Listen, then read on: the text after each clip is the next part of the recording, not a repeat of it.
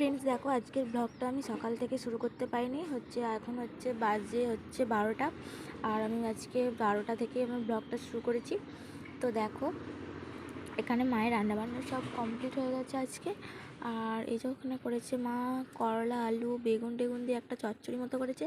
আর এখানে আছে মাছ ভাজা, আর আছে মাছে একটা ঝাল করেছে সর্ষে বাটা দিয়ে। এই যে তো চলো এখন ভাতটা খাই নিই, তারপর আবার কথা হচ্ছে তোমাদের সঙ্গে।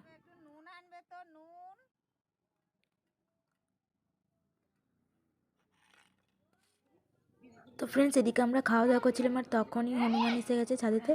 আর তখন এই যে নিচে নেমে গেলাম। তো তারপর আমি আবার এসেছিলাম। তো দেখো এই যে বড় মাদের ছাদেতে তো এদিক ওদিক করছি। আর হনুমানটা একটা নকুলদানার কৌটো পেয়েছিল বড় মাদের মন্দির থেকে। তো ও সেটাই খোলার চেষ্টা করছিল, তো খুলতেই পারছিল না কিছুতেই।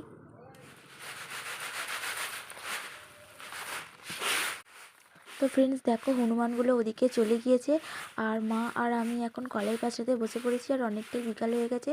তো বন্ধুরা আজকের ভিডিওটা আমি এখানেই শেষ করছি। তো দেখা হবে আবার নেক্সট কোনো ভিডিওতে।